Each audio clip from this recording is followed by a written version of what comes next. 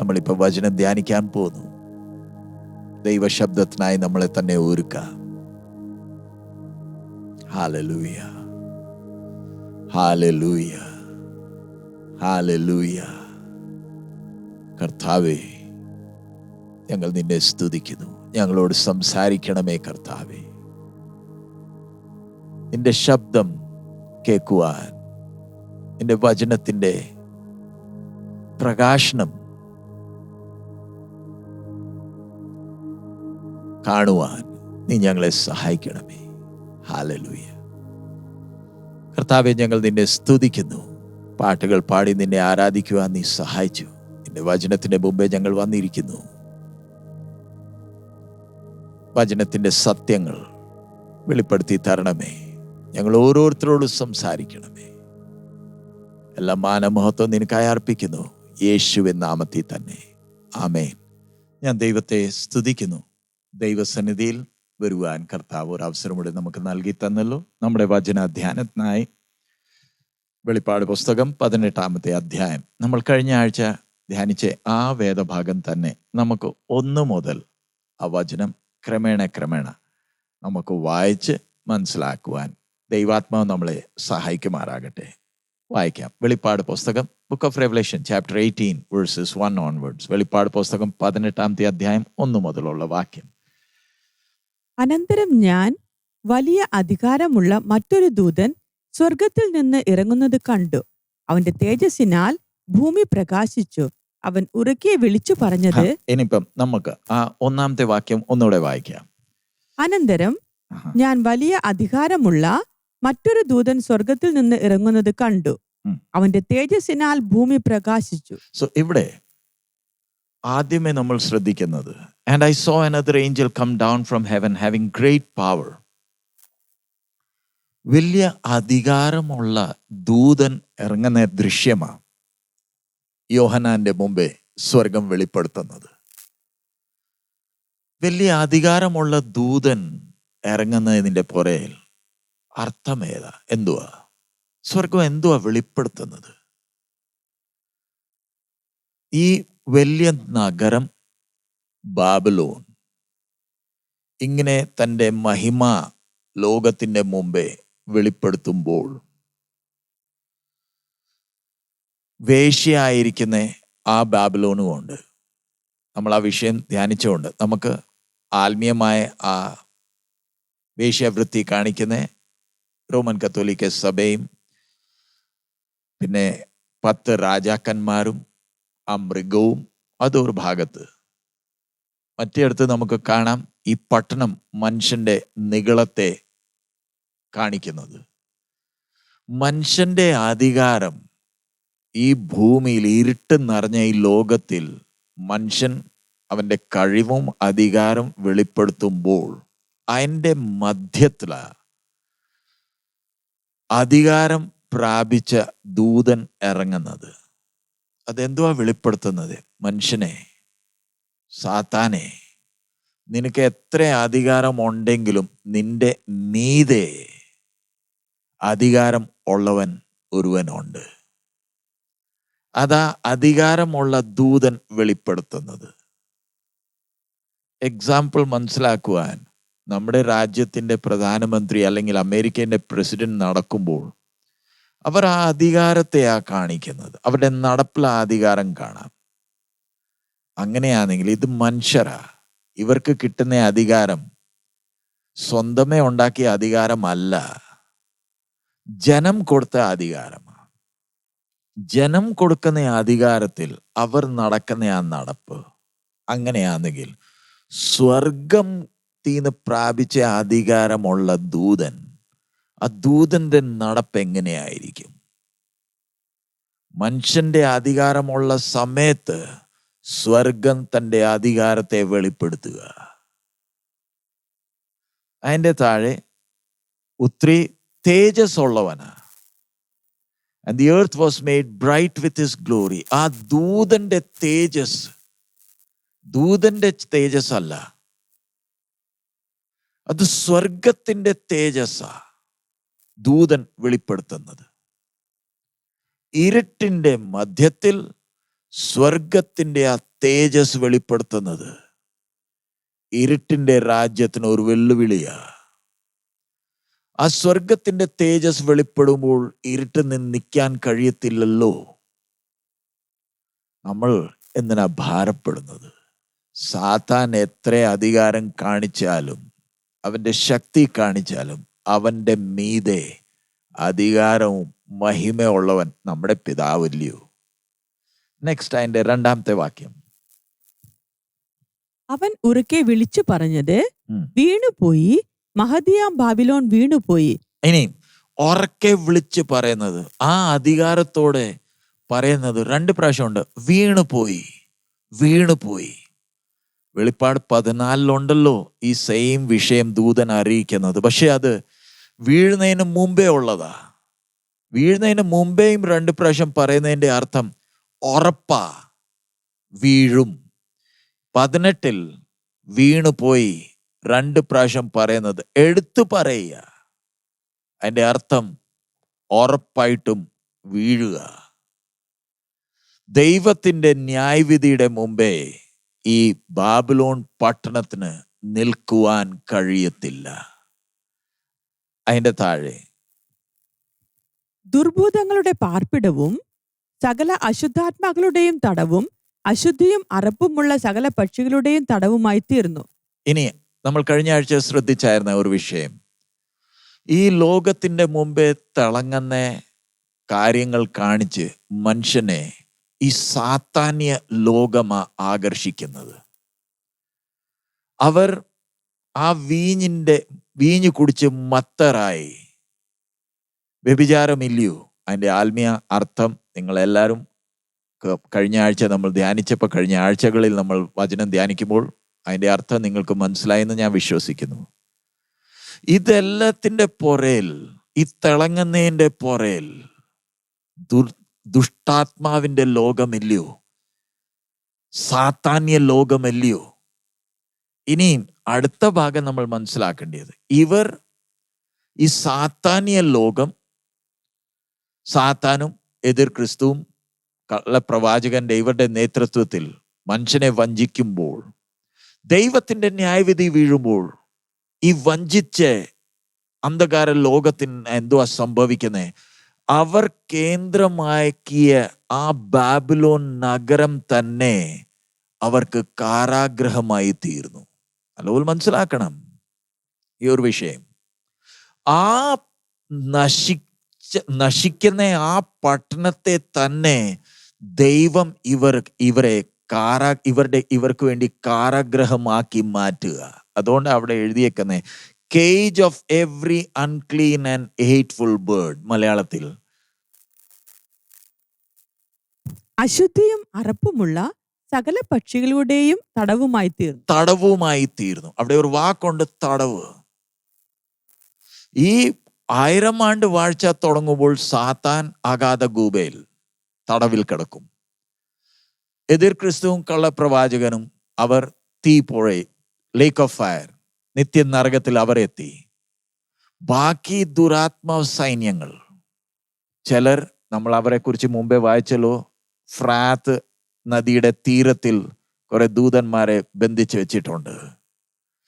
ഇത് അതുവരെ ഫ്രീ ആയിട്ട് നടന്ന അന്ധകാര ശക്തികളെ അവിടെ തന്നെ കാരാഗ്രഹമാക്കി ബന്ധനത്തിലിട്ടേക്കുക.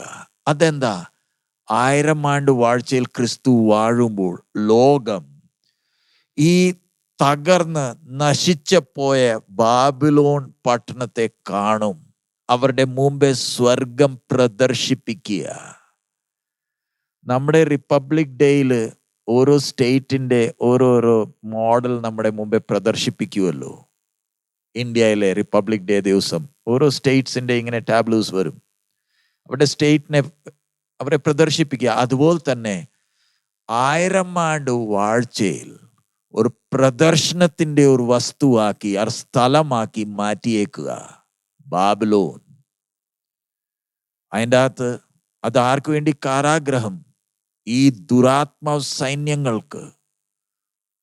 അവിടെ മനുഷ്യനെ താൽക്കാലിക സുഖം കൊടുത്ത് ആകർഷിച്ച എല്ലാ മ്ലേച്ഛതയുള്ള ദുഷ്ടശക്തികളെ ബന്ധനത്തിലിട്ടേക്കുക. അവർക്ക് അവിടെ നിന്ന് പോകുവാൻ കഴിയത്തില്ല. ദൈവത്തിൻ്റെ ന്യായവിധി. നെക്സ്റ്റ്, അതിൻ്റെ താഴെ 3-ാമത്തെ വാക്യം. അവളുടെ വേശ്യാവൃത്തിയുടെ ക്രോധമദ്യം സകല ജാതികളും കുടിച്ചു. ഭൂമിയിലെ രാജാക്കന്മാർ അവളുടെ വേശ്യാസംഗം ചെയ്യുകയും ഭൂമിയിലെ വ്യാപാരികൾ അവളുടെ പുളപ്പിന്റെ ആധിക്യത്താൽ സമ്പന്നരാകുകയും ചെയ്തു. ഈ വാക്യം നമ്മൾ കഴിഞ്ഞ ആഴ്ച വായിച്ചുകൊണ്ട് നമ്മൾ മുന്നോട്ട് പോവുക. 4-ാമത്തെ വാക്യം. വേറെ ഒരു ശബ്ദം ഇനി വേറെ ഒരു ശബ്ദമാ വരുന്നേ. സ്വർഗത്തിൽ നിന്ന് പറയുന്നതായി ഞാൻ കേട്ടത്, എന്റെ ജനമായുള്ളോരെ അവളുടെ പാപങ്ങളിൽ കൂട്ടാളികളാകാതെയും അവളുടെ ബാധകളിൽ ഓഹരിക്കാരാകാതെയും ഇരിപ്പാൻ അവളെ വിട്ടുപോരുവിൻ. അതിന്റെ താഴെ നമ്മൾ ഇത് വായിച്ചത് മനസ്സിലാക്കിയ വിഷയങ്ങളാ കഴിഞ്ഞ ആഴ്ച. അവളുടെ പാപം ആകാശത്തോളം കുന്നിച്ചിരിക്കുന്നു. അവളുടെ പാപം ആകാശത്തിലേക്ക് കുന്നിച്ചിരിക്കുന്നു. അവളുടെ അകൃത്യം ദൈവം ഓർത്തിട്ടുമുണ്ട്. ഇനി ഇവിടെ ഒന്നിന്നെ, അവളുടെ പാപം ആകാശത്തിലേക്ക് കുന്നിച്ചിരിക്കുന്നു. അതിൻ്റെ അർത്ഥം ബാബേൽ ഗോപുരം ഓരോ ഇഷ്ടികൾ വെച്ചില്ലയോ പൊങ്ങുന്നത്. ഇവിടെ ആകാശത്തിലേക്ക് ഉയരുന്നതിൻ്റെ അർത്ഥം ദൈവ സ്വഭാവം നമ്മൾ മനസ്സിലാക്കണം. ദൈവം ഒരിക്കലും ആഗ്രഹിക്കുന്നില്ല ദൈവത്തിൻ്റെ സൃഷ്ടി നരകത്തിൽ നിത്യതയ്ക്ക് വേണ്ടി കിടക്കുവാൻ. ദൈവം ആഗ്രഹിക്കുന്നില്ല. സ്നേഹവാനായ ദൈവമാ, വലിയ പദ്ധതി വെച്ച് ഓരോരുത്തരെ സൃഷ്ടിച്ചതാ. പക്ഷേ ദൈവത്തിൻ്റെ കൃപയും ദൈവത്തിൻ്റെ കരുണയും നന്മ എല്ലാം അനുഭവിക്കുമ്പോൾ മനുഷ്യൻ ആ കൃപയും കരുണയുടെ വില മനസ്സിലാക്കാതെ ഓരോ പാപങ്ങൾ ചെയ്ത് കൂനായി വെക്കുന്ന പോലെ തന്നെ അവൻ്റെ ഓരോ പാപങ്ങൾ ഉയരുക. ഉദാഹരണമായി, ഞാൻ കർത്തൃമേശയിൽ പങ്കെടുക്കുമ്പോൾ നമ്മളെ തന്നെ ശോധന ചെയ്യേണ്ടതാ. പക്ഷെ ചിലപ്പോഴൊക്കെ അതിൻ്റെ ഗൗരവം മനസ്സിലാക്കാതെ നമ്മൾ അതിൽ പങ്കെടുക്കും. കരുണയുള്ള ദൈവമായതുകൊണ്ട്, ദീർഘക്ഷമയുള്ളവനായതുകൊണ്ട് നമ്മളെ അന്നേരം ദൈവം ശിക്ഷിക്കുന്നില്ല. നമ്മൾ ചിന്തിക്കുന്നത് ദൈവം എൻ്റെ ആ പാപത്തെ കാണുന്നില്ല. നമ്മൾ അതിൽ നിന്ന് വിടുതൽ പ്രാപിക്കേണ്ടിയ പോൽ പ്രാപിക്കാത്തോണ്ട് അതിങ്ങനെ കൂനായി കൂടിക്കൊണ്ടിരിക്കുക. ഒരു സമയം വരും, ദീർഘക്ഷമ ഇനിയും ദീർഘക്ഷമയല്ല. ദൈവത്തിൻ്റെ നീതി ദൈവത്തെ നിർബന്ധിക്കുക ന്യായവിധിക്കുവാൻ. ഞാൻ ഒന്നുകൂടെ പറയുക, ദീർഘക്ഷമയുള്ള ദൈവം, അനുഗ്രഹമുള്ള ദൈവം, കരുണയുള്ള ദൈവം, സ്നേഹവാനായ ദൈവം, ദീർഘക്ഷമയുള്ള ദൈവം ഇനിയും ദൈവത്തിൻ്റെ നീതി ഈ കൂന് പൊങ്ങി വരുമ്പോൾ ദൈവത്തിൻ്റെ നീതി ദൈവത്തിൻ്റെ ന്യായവിധിയെ നിർബന്ധിക്കുക. അതുകൊണ്ടാണ് ഇവിടെ എഴുതിയേക്കുന്നത്, അവരുടെ പാപം സ്വർഗം വരെ കൂനായി പൊങ്ങി, അവരുടെ അകൃത്യങ്ങളെ ദൈവം ഓർത്തു. ഒന്ന് തിരിഞ്ഞു നോക്കിയേ, സോദോം ഗൊമോറായ്ക്ക് അവസരം കൊടുത്തു. നോയയുടെ സമയത്ത് ജനത്തിന് അവസരം കൊടുത്തു. ദീർഘക്ഷമയോട് ദൈവം കാത്തിരുന്നു. ഒന്ന് ധ്യാനിച്ചേ. ഞാൻ നിന്ന് ധ്യാനിക്കുന്നതിന് പറയുന്ന ആശയം, നമ്മൾ ഈ വചനങ്ങൾ ആരാധന ഓൺലൈൻ ഇടുന്നുണ്ട്. നിങ്ങൾക്ക് അവിടെ ആ പോസ് ബട്ടൺ ഉണ്ടല്ലോ, ഒന്ന് പോസ് ചെയ്തേ. കേട്ടത് വചനത്തിൻ്റെ ആധാരത്തിൽ ഒന്ന് ധ്യാനിച്ചേ. നീണ്ട വർഷങ്ങൾ ദൈവം ദീർഘക്ഷമയോട് കാത്തിരുന്നു. മനുഷ്യൻ ആ ദീർഘക്ഷമയുടെ അതിൻ്റെ അഡ്വാൻറ്റേജ് എടുക്കുന്നത് നമുക്ക് കാണാം. ഒരു സമയം വരുന്നു, ഇനിയും ദീർഘക്ഷമയില്ല. ജലപ്രളയം സോദോം ഗൊമോറയുടെ പുറത്ത് സ്വർഗത്തിൽ നിന്ന് തീയിറക്കി. ഇസ്രായേൽ ജനത്തിൻ്റെ ഇടയ്ക്ക് പ്രവാചകന്മാർ അവർക്ക് വാർണിംഗ് കൊടുത്തുകൊണ്ടിരുന്നു. ഫൈനലി പ്രവാസത്തിലേക്ക് പോകേണ്ടി വന്നു. സോ നമ്മൾ ഈ ദിവസങ്ങളിൽ നമ്മളെ തന്നെ ശോധന ചെയ്യുക. ദൈവം ദീർഘക്ഷമയുള്ളവനായതുകൊണ്ടില്ലയോ നമ്മളെ സഹിക്കുന്നത്, നമുക്ക് അവസരങ്ങൾ തരുന്നത്? ഞാൻ എന്നെ തന്നെ ഒരുക്കേണ്ടിയ പോലെ, ക്രമപ്പെടുത്തേണ്ടിയ പോലെ കിട്ടുന്ന അവസരങ്ങൾ ഞാൻ വ്യർത്ഥമാക്കുവാന്നോ? ഇനി അതിൻ്റെ താഴെ 6-ാമത്തെ വാക്യം. അവൾ നിങ്ങൾക്ക് ചെയ്തതുപോലെ നിങ്ങൾ അവൾക്ക് പകരം ചെയ്യുവിൻ. അവളുടെ പ്രവൃത്തികൾക്ക് തക്കവണ്ണം അവൾക്ക് ഇരട്ടിച്ചു കൊടുപ്പീൻ. അവൾ കലക്കി തന്ന പാനപാത്രത്തിൽ അവൾക്ക് ഇരട്ടി കലക്കി കൊടുപ്പീൻ. സോ ഇനി അടുത്തത്, പഴയ നിയമ പ്രമാണം അനുസരിച്ച് ഒരുവൻ മോഷ്ടിച്ചാൽ ഇരട്ടി ഭാഗം മടക്കി കൊടുക്കേണ്ടത്. അതുപോലെ തന്നെ ഇവളുടെ വിഷയത്തിലും പറയുന്നത് പകരം ഇരട്ടി.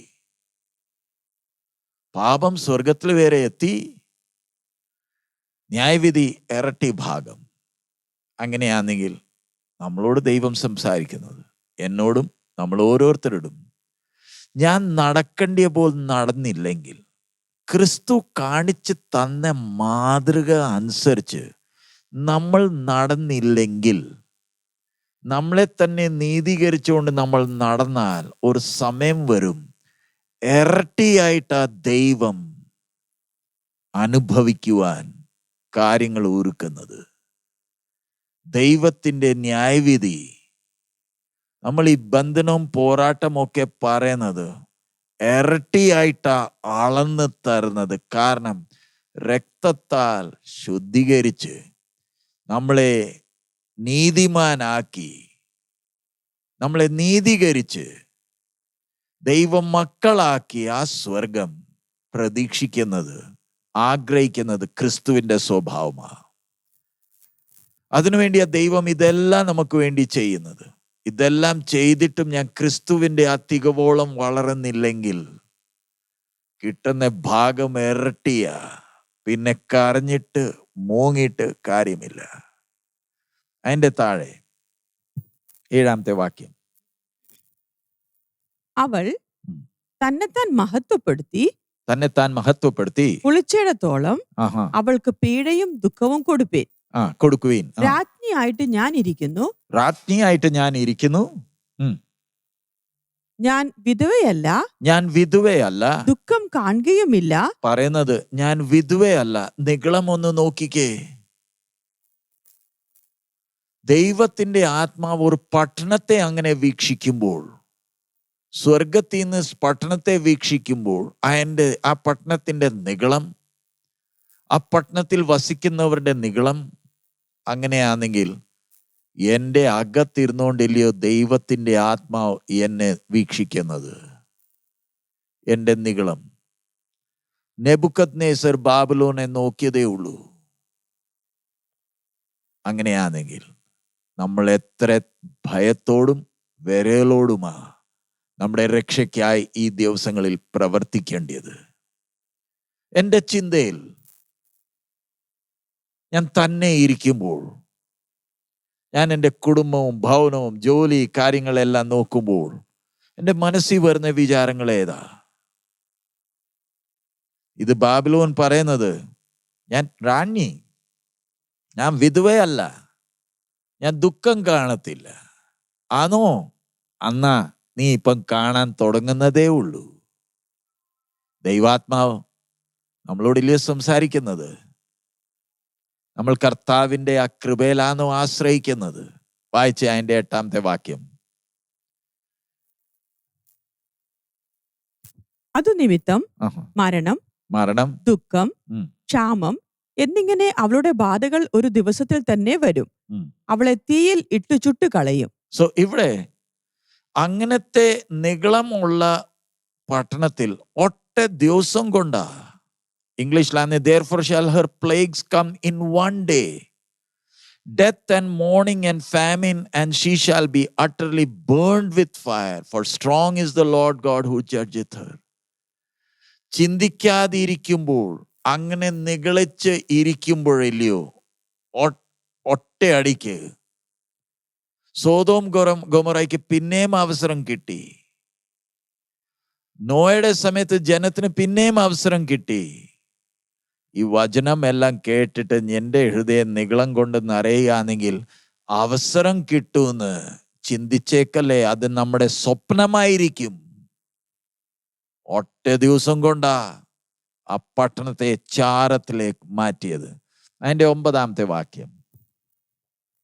അവളോട് കൂടെ വേശ്യാസംഗം ചെയ്ത് കുളച്ചിരിക്കുന്ന ഭൂരാജാക്കന്മാർ അവളുടെ പീഡനിമിത്തം ഭയപ്പെട്ട് ദൂരത്ത് നിന്നുകൊണ്ട് അവളുടെ ദഹനത്തിന്റെ പുക കാണുമ്പോൾ അവളെ ചൊല്ലി കരഞ്ഞും മാർത്തടിച്ചും കൊണ്ട്, അയ്യോ അയ്യോ മഹാനഗരമായ ബാബിലോണെ, ബലമേറിയ പട്ടണമേ, 1 മണിക്കൂർ കൊണ്ട് നിന്റെ ന്യായവിധി വന്നല്ലോ എന്ന് പറയും. മുമ്പേ നമ്മൾ വായിച്ചത് ഒരു ദിവസം, ഇവിടെ 1 മണിക്കൂർ. ഒറ്റ മണിക്കൂറിനകത്ത് അമേരിക്കയിൽ വേൾഡ് ട്രേഡ് സെന്റർ എത്ര നിമിഷം എടുത്തു അതിനെ പൊടിയിലേക്ക് മാറ്റുവാൻ.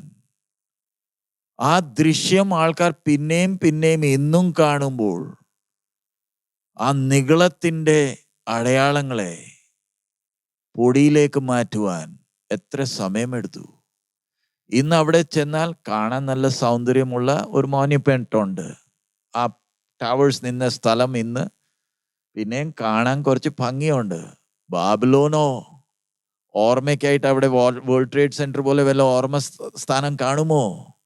ഒറ്റ മണിക്കൂറിനകത്ത 2 ടവർ അല്ല, പട്ടണം, ലോകത്തിന്റെ ഹെഡ്ക്വാർട്ടേഴ്സ് ഒറ്റ മണിക്കൂറിനകത്ത് സ്വർഗം തകർക്കുക. ആ നഗരത്തിന്റെ നാശം കണ്ട് രാജാക്കന്മാർ, പറഞ്ഞാൽ ലോക അധികാരികൾ, പ്രഭുക്കന്മാർ ദൂരെ നിന്ന് അയ്യോ എന്നാ പറയുന്നത്. ബാബിലോൺ അവിടെ, ഇന്ത്യയിലോ ചൈനയിലെ അധികാരികൾ ഇവിടെ. അവിടെ ദൂരെ നടക്കുന്ന നാശം അവർ കാണുമ്പോൾ അവരെ അയ്യോ എന്ന് എന്താ പറയുന്നത്? അവിടെ സംഭവിക്കാമെങ്കിൽ ഞങ്ങൾ ഇരിക്കുന്ന ഇവിടെയും സംഭവിക്കാൻ സമയമെടുക്കത്തില്ല. ബാബിലോൺ മാത്രമല്ല, അവളുമായിട്ട് വേശ്യാവൃത്തി ചെയ്ത എല്ലായിടത്തും നാശം വീഴും. ഇവർ ഈ നിന്ന് കരയുക, ദൂരെ നിന്ന് കരയുക. കാരണം ആർക്കും വിടുവിക്കുവാൻ കഴിയുന്നില്ല, രക്ഷപ്പെടുത്തുവാൻ കഴിയുന്നില്ല. എത്ര വലിയ നാശമാ. 11-ാമത്തെ വാക്യം. ഭൂമിയിലെ വ്യാപാരികൾ പൊന്ന്, വെള്ളി, രത്നം, മുത്ത്, നേരിയ തുണി, ധൂമ്രവസ്ത്രം, പട്ട്, കടുംചുവപ്പ്, ചന്ദനത്തരങ്ങൾ, ആനക്കൊമ്പ് കൊണ്ടുള്ള സകലവിധ സാമാനങ്ങൾ, വിലയേറിയ മരവും പിച്ചളയും ഇരുമ്പും മർമര കല്ലും കൊണ്ടുള്ള ഓരോ സാമാനം, ലവംഗം, ഏലം, ധൂപവർഗം, മൂറ്, കുന്തുരുക്കം, വീഞ്ഞ്, എണ്ണ, നേരിയ മാവ്, കോതമ്പ്, കന്നുകാലി, ആട്, കുതിര, രഥം, മാനുഷദേഹം, മാനുഷപ്രാണൻ എന്നീ ചരക്ക് ഇനി ആരും വാങ്ങായികയാൽ അവളെ ചൊല്ലി കരഞ്ഞു ദുഃഖിക്കുന്നു. ഇനിയിപ്പോ അടുത്തത് അലറി ദുഃഖിക്കുന്നത് വ്യാപാരികളാ.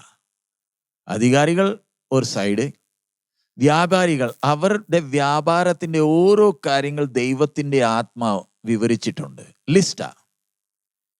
അത് നമ്മൾ കാറ്റഗറൈസ് ചെയ്താൽ മനുഷ്യന് വേണ്ടിയത് എല്ലാം ഇവിടെ കിട്ടുന്നുണ്ട്. വ്യാപാരമാണ്. ഈ വ്യാപാരം ചെയ്ത ഇവർ ധനവാന്മാരായത്. ഇവരുടെ ആ ബിസിനസ് നിപ്പില സ്വർഗം തകർക്കുന്നത്. അവിടെ ഒരു കാര്യം മനസ്സിലാക്കണം. ഇന്ന് ലോകത്തിൽ 196 രാജ്യങ്ങളുണ്ട്.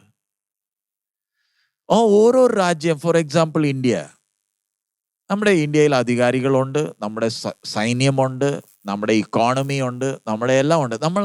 നമ്മൾ ഒരു രാജ്യമാണ്. നമ്മൾ ഇത്രയും ജനം ചേർന്ന നമ്മുടെ പ്രതിനിധികളെ നമ്മൾ ഓരോ സ്ഥാനങ്ങളിലാക്കിയിരിക്കുന്നത്. സോ ഇന്ത്യയിലെ പ്രധാനമന്ത്രി നടക്കുമ്പോൾ ഇന്ത്യയിലെ പ്രതിനിധിയാ. ഇത്രയും ജനമാ അദ്ദേഹത്തിന് വോട്ട് കൊടുത്ത് അത്രയും അധികാരം കൊടുത്തത്. സോ യുണൈറ്റഡ് നേഷൻസിൽ നിൽക്കുമ്പോൾ അദ്ദേഹം ഒരു രാജ്യത്തിനെ പ്രതിനിധീകരിക്കുന്നത്. പക്ഷെ വേറെ ഒരു ഭാഗം നമ്മൾ ശ്രദ്ധിക്കണം. ആമസോണിലെ ജെഫ് ബേസോസ് എക്സാമ്പിൾ, ഈ ആഴ്ച ട്വിറ്റർ മേടിച്ച എലോൺ മസ്ക്, ബിൽ ഗേറ്റ്സ്, അങ്ങനെ ഓരോരുത്തരുണ്ട്. ഇവരെ ആരാ ഇവർക്ക് അധികാരം കൊടുത്തത്? ഇവരുടെ അധികാരം 196 രാജ്യങ്ങൾ യുണൈറ്റഡ് നേഷൻസിൽ ഇരുന്ന് കാര്യങ്ങൾ സംസാരിക്കുമ്പോൾ ഇവരെ എല്ലാത്തിനെയും വാങ്ങിക്കാൻ, വില പേശി മേടിക്കുവാൻ 5-10 പേർ മാത്രം മതിന്നേ. ഒന്ന് ചിന്തിച്ചേ. 196 കൺട്രീസ്, അവരുടെ ന്യൂക്ലിയറും അവരുടെ ഡിഫൻസും അവരുടെ ഇക്കോണമിയും എല്ലാം അതിനെ കൈവശമാക്കുവാൻ 5-10 മനുഷ്യർ മതി. അത്രയും ധനവും സ്വത്തും ഉള്ള വ്യാപാരികളാ. ജെഫ് ബേസോസ് ഒരു വ്യാപാരിയാ, എലോൺ മസ്ക് ഒരു വ്യാപാരിയാ. ഇവരുടെ അടുത്തുള്ള ധനം ഇവരുടെ ധനമല്ല, ഇത് ഷെയറാ. മനുഷ്യന്റെ ധനം ഇവരുടെ കയ്യിലാ. അത് വെച്ചോണ്ടാ ഇവർ ലോകത്തിന്റെ കാര്യങ്ങൾ നിയന്ത്രിക്കുന്ന, രാജ്യത്തിന്റെ പൊളിറ്റിക്സ് നിയന്ത്രിക്കുന്ന ഈ മെർച്ചൻസ് വ്യാപാരികളാ. രാജ്യം തമ്മിൽ യുദ്ധവും കാര്യങ്ങളെല്ലാം ചെയ്യിപ്പിക്കുന്നത്, ക്ഷാമവും കാര്യങ്ങൾ, കൊറോണയും ബാക്കി എല്ലാത്തിന്റെ പുറയിൽ ഈ ധനവാന്മാരില്ലയോ? അതുകൊണ്ടാ അത് രാജാക്കന്മാരും വ്യാപാരികളെ നമുക്ക് സെപ്പറേറ്റ് ചെയ്യാൻ കഴിയത്തില്ല. ഞാനൊരു രാജ്യത്തിന്റെ ഭരണഘടത്തിൽ വരണമെങ്കിൽ എനിക്ക് ഈ വ്യാപാരികളുടെ സഹായം വേണം. അവരെ പ്രീതിപ്പെടുത്തണം. അവരുടെ അജണ്ട അനുസരിച്ച് ഞാൻ കാര്യങ്ങൾ നീക്കിയാൽ എൻ്റെ ഭരണത്തിന് ഒരു സ്ഥിരതയുണ്ട്. ഇവരുടെ ധനവും ഇവരുടെ നിഗളത്തിന്റെ പുറത്തും ദൈവത്തിന്റെ ന്യായവിധി വീഴുക. ഇരിക്കുന്ന ഇരിപ്പില് ആമസോൺ, ഞാൻ എക്സാമ്പിൾ പറയാ, Amazon, Tesla, Saudi Aramco, Walmart, ഇങ്ങനത്തെ വലിയ വലിയ ജയന്റ്സ്, അവരെ ദൈവം തകർത്ത് താഴെ ഇടുക. എക്സാമ്പിൾ കോക്കോകോള, ഫാൻറ്റ, ഇതെല്ലാം സാധാരണ വെള്ളത്തിൽ കുറച്ച് ഗ്യാസ് നിറച്ചല്ലയോ ഇവന്മാർ വിൽക്കുന്നത്. ഒരു മൾട്ടിനാഷണൽ കമ്പനി അല്ല പെപ്സി, ട്രാൻസ്നാഷണലാ. വിൽക്കുന്നത് എന്തുവാ? വെള്ളത്തിൻ്റെ അകത്ത് കുറച്ച് ഗ്യാസും കുറച്ച് ടേസ്റ്റിന് ഒരു എസൻസ് ഇട്ടിട്ടുണ്ട്. ഇവർക്ക് കിട്ടിയ അധികാരം രാജ്യങ്ങളെ വിലപേശി വാങ്ങിക്കാൻ ഇത്രയും സ്വത്ത്, ഇത്രയും ധനം ഇവരുടെ കയ്യിലുണ്ട്. ഇവരുടെ നിഗളം ഇവരുടെ ധനമാ. രാജാക്കന്മാർ മാത്രമല്ല കരയുന്നത്, ഇവരും കരയുക. അത് മാത്രമല്ല, ഈ പട്ടണത്തിൽ ആരെയും ഒക്കെ കിട്ടും? ദാസന്മാരും മനുഷ്യന്റെ പ്രാണനും കിട്ടുന്നേ. സോ മനുഷ്യന്റെ പ്രാണൻ വിൽപ്പനയ്ക്ക് ഉണ്ടെന്ന് പറഞ്ഞാൽ അതിൻ്റെ അർത്ഥം വചനാടിസ്ഥാനത്തിൽ നമ്മൾ നോക്കിയാൽ മനുഷ്യന്റെ പ്രാണനെ സൃഷ്ടിക്കുവാൻ സ്വർഗം ആർക്കും അനുവാദം കൊടുക്കത്തില്ല. നമുക്ക് മാക്സിമം ചെയ്യാവുന്നത് ക്ലോണിങ്. അടുത്തത് നമുക്ക് ചെയ്യാൻ ക്ലോണിങ് സക്സസ് ആകുന്നില്ല. പ്രതീക്ഷിച്ച രീതിയിൽ ഒരു സമയം ക്ലോണിങ് വലിയ ന്യൂസ് ആയിരുന്നു. പക്ഷെ വേണ്ടിയ പോലെ അതിൽ പ്രയോജനമാകാത്തോണ്ടാ ആർട്ടിഫിഷ്യൽ ഇന്റലിജൻസ് വന്നേക്കുന്നത്. മനുഷ്യന് മാക്സിമം ചെയ്യാവുന്നത് ആർട്ടിഫിഷ്യൽ ഇന്റലിജൻസ്. മനുഷ്യന്റെ കമ്പ്യൂട്ടർ എങ്ങനെ കമ്പ്യൂട്ട് ചെയ്യുന്നു അതിനെക്കാട്ടും സ്പീഡിൽ ഒരു കമ്പ്യൂട്ടറിനെ ഉണ്ടാക്കാം. പക്ഷെ മനുഷ്യന്റെ പ്രാണനെ ഉണ്ടാക്കുവാൻ, ജീവൻ ഉണ്ടാക്കാൻ മനുഷ്യനെ കൊണ്ട് കഴിയത്തില്ല. പക്ഷെ ഇവിടെ മനുഷ്യന്റെ പ്രാണൻ പറയുന്നത് എന്തുവാ? ഇന്ന് ലോകത്തിൽ ഏറ്റവും കൂടുതൽ ലൂക്രേറ്റീവ് അല്ലെ സമ്പത്തുണ്ടാക്കുന്ന ബിസിനസ് വേശ്യാവൃത്തിയാ. ഇന്ന് എത്ര പാവപ്പെട്ട പെൺകുട്ടികൾ മാത്രമല്ല, ആമ്പിളാരും പുരുഷന്മാരും സ്ത്രീകളെ ഇന്ന് വേശ്യാവൃത്തിക്ക് വേണ്ടി വിൽപ്പന നടക്കുന്ന ലോകമാ. അതൊരു അന്ധകാരം നിറഞ്ഞ ലോകമാ. ഇന്ന് നമ്മൾ വേശ്യ സ്ഥലങ്ങളിൽ പോയാൽ അവിടെ വേശ്യമാർ കരയുന്നുണ്ട്. അവരെ വിറ്റതാ, വിൽപ്പന ചെയ്തതാ. മനുഷ്യൻ വേറെ ഒരു മനുഷ്യനെ ലാഭത്തിന് വേണ്ടി വിറ്റതാ. ഇനി അവിടുന്ന് അവരെ വിടുവിക്കണമെങ്കിൽ നമ്മൾ അതിൻ്റെ പകരമായി കാശ് കൊടുത്ത് ഇവരെ അവിടുന്ന് വാങ്ങിക്കണം. എന്നാലേ ഇവരെ വിടുവിക്കുവാൻ കഴിയത്തുള്ളൂ. അതാ മനുഷ്യന്റെ പ്രാണനെ വിൽപ്പന ചെയ്യുന്നതിൻ്റെ അർത്ഥം. മനുഷ്യനെ വിൽക്കുക, ദാസന്മാർക്ക് നമുക്ക് വാങ്ങിക്കാൻ കഴിയുന്നേ. സോ എത്ര താഴ്ന്ന ലെവലിൽ മനുഷ്യൻ എത്തി. ഇനിയും അതിൻ്റെ താഴെ അതിൻ്റെ 14-ാമത്തെ വാക്യം, നീ കൊതിച്ച കായികനിയും നിന്നെ വിട്ടുപോയി, സ്വാദും ശോഭയും ഉള്ളതെല്ലാം നിനക്ക് ഇല്ലാതെയായി. നീ ഇനി അവയെ ഒരിക്കലും കാണുകയില്ല. ഈ വക കൊണ്ട് എക്സാമ്പിൾ ഇവിടെ നിന്ന് പറയുന്നത്, നമ്മളൊക്കെ പ്ലെയിനെ യാത്ര ചെയ്യുമ്പോൾ ഇക്കോണമിയിലും ഫസ്റ്റ് ക്ലാസ്സോ ബിസിനസ് ക്ലാസ്സിലോ മാക്സിമം. ഈ വലിയ വ്യാപാരികളുടെ സ്വന്തം പ്ലെയിൻ ഇല്ലയോ അവരുടെ ഗമ. ഈ മുകേഷ് അംബാനി അല്ലെങ്കിൽ Bill Gates, Jeff Bezos, Elon Musk Twitter വിലപേശി മേടിച്ചു. 50% സ്റ്റാഫിനെ ഫയർ ചെയ്തു. നമ്മൾ ഇന്ന് എത്ര വേൾഡ് ഫേമസ് അധികാരികൾ, രാജാക്കന്മാർ, അവരുടെ ട്വിറ്റർ അക്കൗണ്ട് ഇല്ലയോ അവർക്ക് ഇത്ര ഗമ കൊടുക്കുന്നത്. എനിക്ക് ഇത്ര ഫോളോവേഴ്സ്, മില്യൺസ്. ഒരു ആലൻ മസ്ക് ആ ട്വിറ്റർ മേടിച്ചിട്ട് എനിക്ക് എത്ര ഫോളോവേഴ്സ് ഉണ്ടെന്ന് ബ്രാക്കറ്റിലിട്ട് 0 മൾട്ടിപ്ലൈ ചെയ്താൽ എന്താ പ്രയോജനം? ഞാനില്ലയോ കൺട്രോൾ ചെയ്യാൻ പോകുന്നത്? നീ എന്തുവാ പറയുന്നത്? അതാരൊക്കെയാ കേൾക്കാൻ പോകുന്നത്? 10 പേരല്ല, ഒറ്റ മനുഷ്യനാ ലോകത്തിന്റെ ട്വിറ്റർ കൺട്രോൾ ചെയ്യുന്നത്. അത് ന്യൂസ് അല്ല, വലിയ ലോക സംഭവമാ. യുക്രൈൻ റഷ്യ യുദ്ധത്തെക്കാട്ടും വലിയ സംഭവമാ. ഒരുത്തൻ ലോകത്തിന്റെ മാർക്കറ്റ് പ്ലേസ് വിലപേശി മേടിച്ചു. ഇന്ന് നമ്മൾ ഇരുന്ന് ദൈവവചനം കേൾക്കുമ്പോൾ ട്വിറ്ററിന്റെ 50% സ്റ്റാഫിനെ ഫയർ ചെയ്തു കഴിഞ്ഞു. ഇരിക്കുന്ന ഇരിപ്പിൽ അവരുടെ കമ്പ്യൂട്ടറിൽ അവർക്ക് ലോഗിൻ ചെയ്യാൻ കഴിയാത്തത്. You are done, thank you. 2 മാസം ശമ്പളം കൂടെ കിട്ടും, അത്രയും ഉള്ളൂ. ജാനുവരി 6-ാം തീയതി വരെ നിനക്ക് ശമ്പളം തരാം, നിന്റെ ജോലി കഴിഞ്ഞു. ഒരു മനുഷ്യന്റെ കൺട്രോൾ. ഇനിയും അതിന്റെ താഴെ നമുക്ക് വായിക്കാം 15-ാമത്തെ വാക്യം. ഈ വക കൊണ്ട് വ്യാപാരം ചെയ്ത് അവളാൽ സമ്പന്നരായവർ അവൾക്കുള്ള പീഡ ഭയപ്പെട്ട് ദൂരത്ത് നിന്ന്, അയ്യോ അയ്യോ മഹാനഗരമേ, നേരിയ തുണിയും ധൂമ്രവർണവും കടുംചുവപ്പും ധരിച്ച് പൊന്നും രത്നവും മുത്തും അണിഞ്ഞവളെ, ഇത്ര വലിയ സമ്പത്ത് 1 മണിക്കൂർ കൊണ്ട് നശിച്ചു പോയല്ലോ എന്ന് പറഞ്ഞ് കരഞ്ഞു ദുഃഖിക്കും. അവർ ദുഃഖിക്കും. കാരണം ഇത്രയും കഷ്ടപ്പെട്ടുണ്ടാക്കിയ സാമ്രാജ്യങ്ങളാ ഒറ്റ നിമിഷം കൊണ്ട് ആപ്പിൾ ഇന്ന് മനുഷ്യനെ കൺട്രോൾ ചെയ്യുന്നത്. ഞാൻ തിന്നുന്ന ആപ്പിൾ അല്ല പറയുന്നത്. ആപ്പിളിന്റെ പ്രൊഡക്ട്സ് മനുഷ്യനെ എങ്ങനെ വശീകരിച്ചിട്ടുണ്ട്. അവരുടെ ഇക്കോണമി, വലിയ അധികാരികൾക്ക്, രാജാക്കന്മാർക്ക് ഒന്നും പറയാൻ കഴിയുന്നില്ലല്ലോ. ഇവർ കഷ്ടപ്പെട്ടുണ്ടാക്കിയത് ഒറ്റ മണിക്കൂർ നശിപ്പിച്ചു. നെക്സ്റ്റ് 17.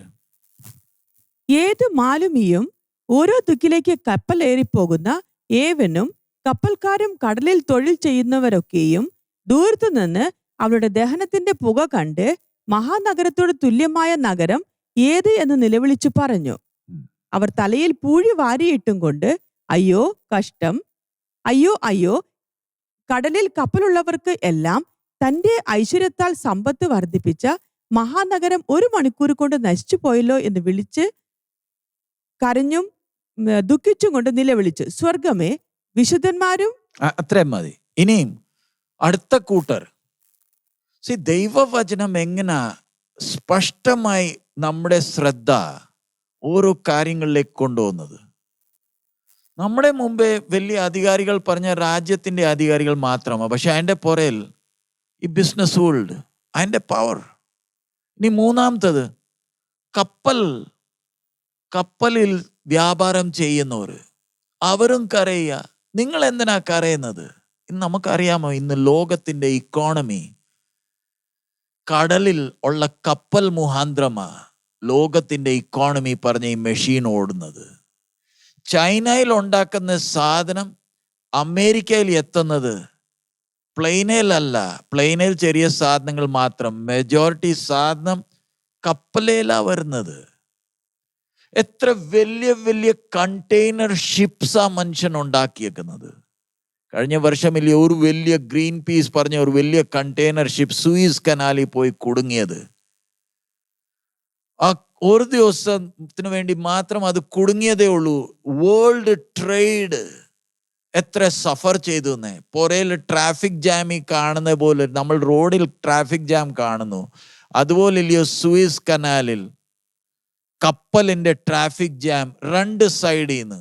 ഒറ്റ ദിവസം കൊണ്ടില്ലയോ ലോകം കണ്ട് ഇത്രയും കപ്പൽ ഉണ്ടോ ഈ വഴി പോന്നേ? അതേ, എത്ര നഷ്ടമാ ഉണ്ടായത്. ഫൈനലി ആ കപ്പലെ അവിടെ നിന്ന് റിലീസ് ചെയ്യുമ്പോൾ ആ നഷ്ടപരിഹാരം കൊടുത്തിട്ടാ റിലീസ് ചെയ്തേ. ഇത്ര വലിയ കപ്പൽ വേണോ? അതെ, ഇതിനെക്കാട്ടും വലിയത് ഉണ്ടാക്കുന്നുണ്ട്. എന്തിനാ? വ്യാപാരം നടത്താൻ. യൂറോപ്പിൽ ഉണ്ടാക്കുന്ന കാർ അമേരിക്കയിൽ എത്തുക, ഇന്ത്യയിലുള്ള മസാലപ്പൊടി അമേരിക്കയിൽ എത്തുക. ഇതെല്ലാം കപ്പൽ മുഖാന്തരമുള്ള വ്യാപാരം. ഇവരെന്തിനാ കരയുന്നത്? ലോകത്തിന്റെ ഇക്കോണമി സെന്റർ, ബിസിനസ് സെന്റർ ആ ബാബിലോൺ. ആ ഇവരുടെ പട്ടണം നശിക്കുമ്പോൾ ഞങ്ങൾ ഇനി ഇതെടുത്തോണ്ട് എങ്ങോട്ട് പോകാനാ? യാത്ര തിരിച്ചതാ. ഇത്ര സാധനങ്ങളുണ്ട്, ഇതവിടെ ചെല്ലുമ്പോൾ ഞങ്ങൾക്ക് അതിൽ പ്രോഫിറ്റ് ഉണ്ട്. ഇനി എങ്ങോട്ട് കൊണ്ടുപോകാനാ? ദൂരെ നിന്ന് മനുഷ്യന്റെ പ്രൈഡ് ആയിരിക്കുന്ന ബാബിലോൺ നശിക്കുന്ന കാണുമ്പോൾ അധികാരികൾ, വ്യാപാരികൾ, കപ്പൽ ബിസിനസ് ചെയ്യുന്നവർ അലറിക്കരയുക. അവിടെ ഒന്നിന്നേ. അങ്ങനെയാകുമ്പോൾ ഞാൻ ഇന്ന് ആശ്വസിക്കുന്നത് അല്ലെ നിഗളിക്കുന്ന എൻ്റെ അടിസ്ഥാനം തകർക്കുവാൻ, ഒരു പട്ടണത്തെ തകർക്കുവാൻ 1 മണിക്കൂറാണെങ്കിൽ ഞാൻ ഉണ്ടാക്കിയ സാമ്രാജ്യത്തെ തകർക്കാൻ 1 മണിക്കൂർ വേണോ? 1 മണിക്കൂർ വേണോ? നമ്മൾ എത്ര താഴ്മയോട് വേണം ഓരോ ദിവസം ദൈവത്തിൻ്റെ മഹത്വത്തിന് വേണ്ടി ജീവിക്കേണ്ടത്. ഇങ്ങനെ ലോകം വിലപിക്കുമ്പോൾ ഇനി അടുത്തത് ഇവിടെ ഒരു കാര്യം വിട്ടുപോയി. യെശയ്യാ 14 എസെക്കിയേൽ 28 നമുക്ക് ബാബിലോണും ടയർ അല്ലെങ്കിൽ സോർ പട്ടണത്തെക്കുറിച്ച്, അതിൻ്റെ നാശത്തെക്കുറിച്ച് നമുക്ക് അത് അവിടെ പിന്നെ സമയം കിട്ടുമ്പോൾ നിങ്ങൾ വായിച്ചാൽ മതി. ആ 2 പട്ടണങ്ങളുടെ നാശം ബാബിലോൺ ഇവിടെ നമ്മൾ കാണുന്നുണ്ട്. സോർ പട്ടണം 2നെയും വേശ്യാവൃത്തിക്ക് വേണ്ടിയാ അറിയപ്പെടുന്നത്. അവരുടെ നാശം ലൂസിഫറിന്റെ നാശമായിട്ട് കമ്പയർ ചെയ്തേക്കുക. അങ്ങനെയാണെങ്കിൽ ഈ ബാബിലോൺ പട്ടണത്തിന്റെ നാശം ലൂസിഫർ അല്ല, എതിർ ക്രിസ്തുവും സാത്താനിയ ത്രിത്വത്തിന്റെ നാശത്തിനെ സൂചകമായി നമ്മളെ മുമ്പേ വെച്ചിരിക്കുക. ഇനി ലോകം മുഴുവൻ ഇങ്ങനെ വിലപിക്കുമ്പോൾ വായിച്ചേ 20 വാക്യം മുതൽ. സ്വർഗമേ വിശുദ്ധന്മാരും അപ്പോസ്തലന്മാരും പ്രവാചകന്മാരുമായുള്ളവരെ, ദൈവം അവളോട് നിങ്ങൾക്ക് വേണ്ടി പ്രതികാരം നടത്തിയത് കൊണ്ട് അവളെ ചൊല്ലി ആനന്ദിപ്പീൻ. സ്വർഗം ആനന്ദിക്കുവാൻ പറയുക. വിശുദ്ധ പ്രവാചകന്മാരും അപ്പോസ്തലന്മാരും അവരോട് ആനന്ദിക്കുവാനാ പറയുന്നത്. എന്തിനാ നിങ്ങൾ ആനന്ദിക്കുന്നത്? ലോകം വിലപിക്കുമ്പോൾ ഇവർ എന്തിനാ ആനന്ദിക്കാൻ സ്വർഗം പറയുന്നേ? നിങ്ങൾ സത്യത്തിന് വേണ്ടി നിന്നപ്പം ഈ ബാബിലോൺ പറഞ്ഞാൽ മനുഷ്യൻ സത്യത്തിനെ സ്വീകരിച്ചില്ല, സത്യത്തിനെ തുച്ഛീകരിച്ചു. അവർക്ക് സത്യം പുച്ഛമായിരുന്നു. സത്യം പറയുന്നവരെ കൊന്നു. ഇനി ആ ബാബിലോൺ മനുഷ്യന്റെ നിഗളത്തെ ദൈവം നശിപ്പിക്കുമ്പോൾ സത്യത്തിന് വേണ്ടി നിന്നവരെ അവരോട് പറയുന്നത് നിങ്ങൾ ആനന്ദിക്കുക. നെക്സ്റ്റ് 21. പിന്നെ ശക്തനായൊരു ദൂതൻ തിരികല്ലോളം വലുതായൊരു കല്ല് എടുത്ത് സമുദ്രത്തിൽ എറിഞ്ഞു പറഞ്ഞത്, ഇങ്ങനെ ബാബിലോൺ മഹാനഗരത്തെ ഹേമത്തോടെ എറിഞ്ഞു കളയും, ഇനി അതിനെ കാണുകയില്ല. സോ ഇവിടെ ആ ദൂതൻ ആ വലിയ കല്ലെടുത്ത് എറിയുന്നത് പോലെ തന്നെ ഇല്ലയോ ദൈവത്തിന്റെ ഔഗ്ര കോപം? ഇതുവരെ ദീർഘക്ഷമ, ഇനി ദൈവത്തിന്റെ ന്യായം നീതിയെ നിർബന്ധിക്കുമ്പോൾ ചെയ്യുന്നത് ഒരു വലിയ കല്ല് സമുദ്രത്തിൽ എറിയുന്ന പോലെ. എറിഞ്ഞാൽ കുറച്ചു നേരം ഇങ്ങനെ പൊങ്ങിയിരിക്കത്തില്ല, വീണുടനെ തന്നെ ആ ഭാരം കാരണം താഴോട്ട് പോവുക. അങ്ങനെ ആ മനുഷ്യന്റെ നിഗളത്തെ ദൈവം ആ ഉഗ്ര കോപത്തിൽ നശിപ്പിക്കുന്നത്. നമ്മളെന്തിനാ സാത്താനെ കണ്ട് ഭാരപ്പെടുന്നത്, പേടിക്കുന്നത്? ദൈവത്തിന്റെ കരത്തിൽ വീഴുന്നത് എത്ര ഭയങ്കരമാ.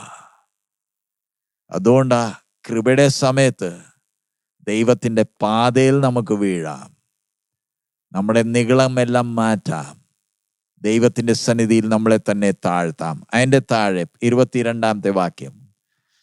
വൈണികന്മാർ, വാദ്യക്കാർ, കുഴലൂത്തുകാർ, കാഹളക്കാർ എന്നിവരുടെ സ്വരം നിന്നിൽ ഇനി കേൾക്കയില്ല. യാതൊരു കൗശലപ്പണിയും ചെയ്യുന്ന ഒരു ശില്പിയെയും നിന്നിൽ ഇനി കാണുകയില്ല. തിരികല്ലിന്റെ ഒച്ച ഇനി നിന്നിൽ കേൾക്കയില്ല. വിളക്കിന്റെ വെളിച്ചം ഇനി നിന്നിൽ പ്രകാശിക്കയില്ല. മണവാളന്റെയും മണവാട്ടിയുടെയും സ്വരം ഇനി നിന്നിൽ കേൾക്കയില്ല. നിന്റെ വ്യാപാരികൾ ഭൂമിയിലെ മഹത്തുക്കൾ ആയിരുന്നു. നിന്റെ ക്ഷുദ്രത്താൽ സകല ജാതികളും വശീകരിക്കപ്പെട്ടു ഇരുന്നു. പ്രവാചകന്മാരുടെയും വിശുദ്ധന്മാരുടെയും ഭൂമിയിൽ വെച്ച് കൊന്നുകളഞ്ഞ എല്ലാവരുടെയും രക്തം അവളിൽ അല്ലോ കണ്ടത്. സോ ഇവിടെ ജസ്റ്റ് ഇനി നമ്മൾ നിർത്താൻ പോവുക. ഇന്ന് ന്യൂസിൽ UAE പട്ടണങ്ങൾ, ദുബായ്, അബുദാബി, മനുഷ്യനെ ആകർഷിക്കാൻ ഇവർ കാണിക്കുന്ന പണികൾ മരുഭൂമിയാ.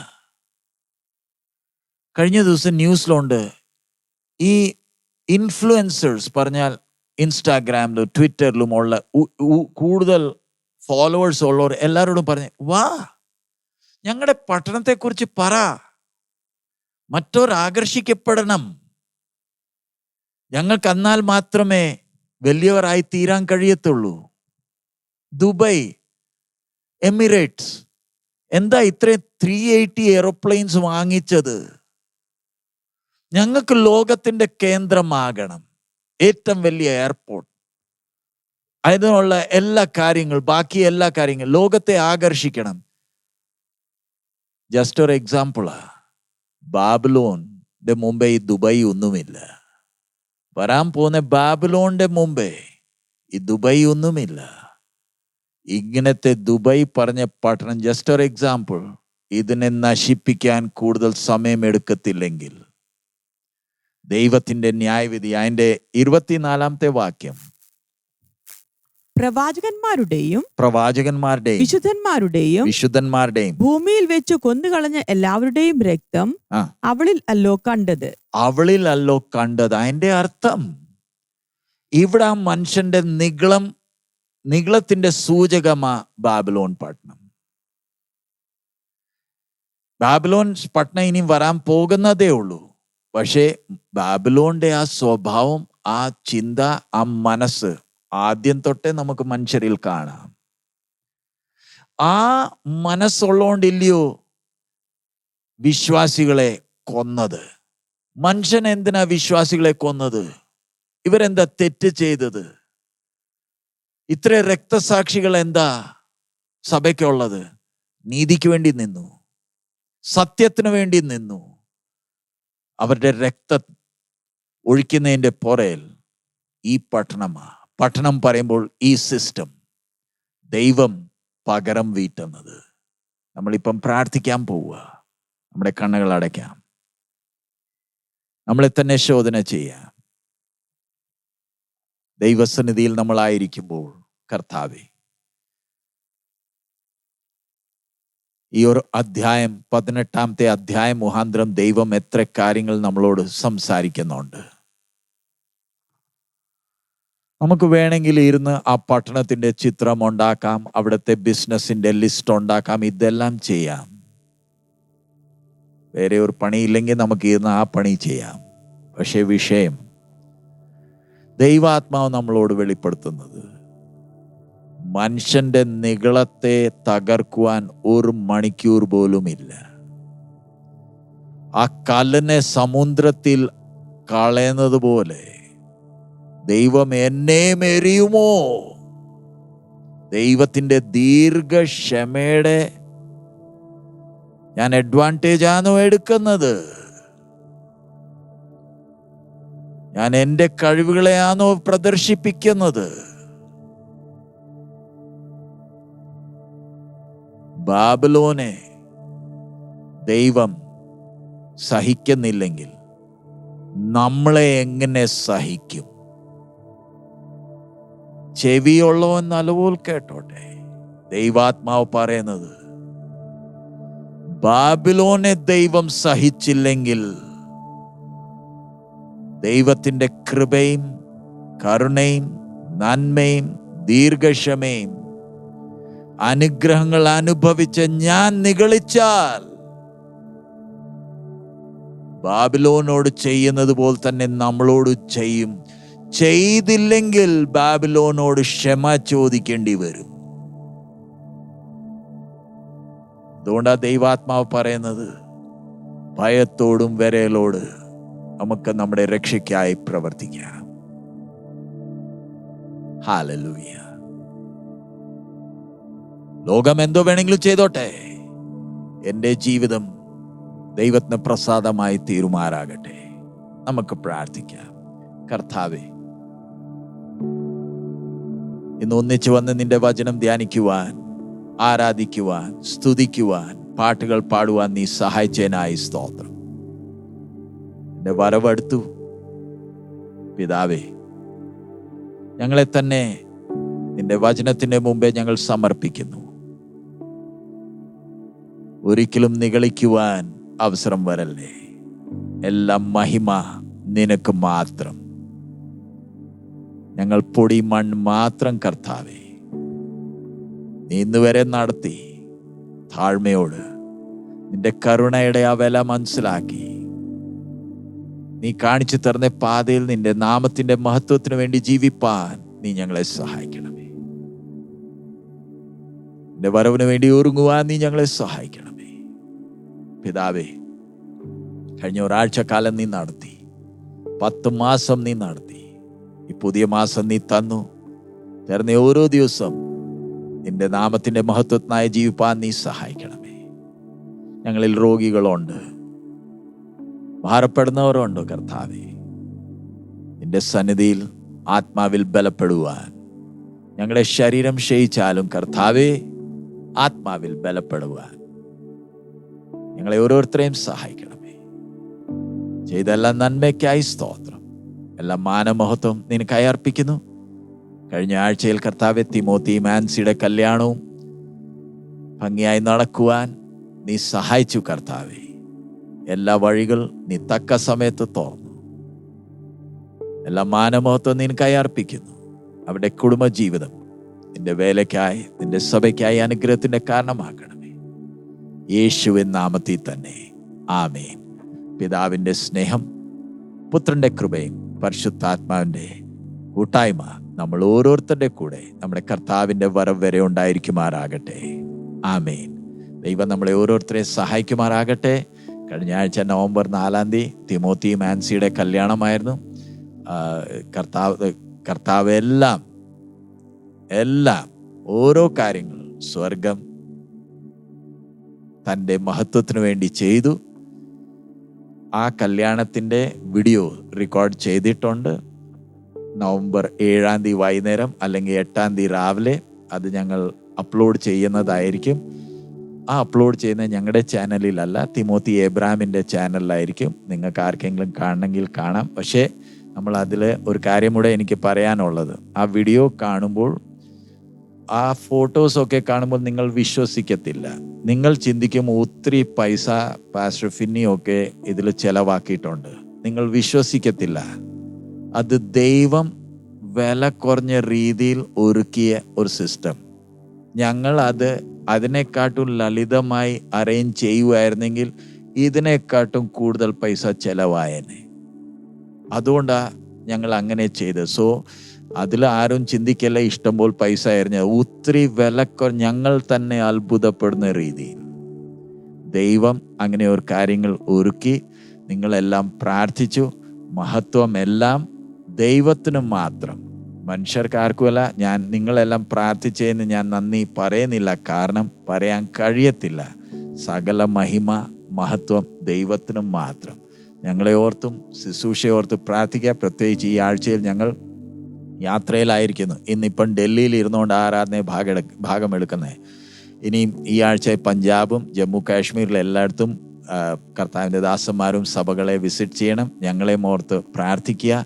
ദൈവം നമ്മളെ ഓരോരുത്തരെയും അനുഗ്രഹിക്കുമാറാകട്ടെ. നമ്മുടെ കർത്താവ് വേഗം വരാറായി. മാറാനാഥ.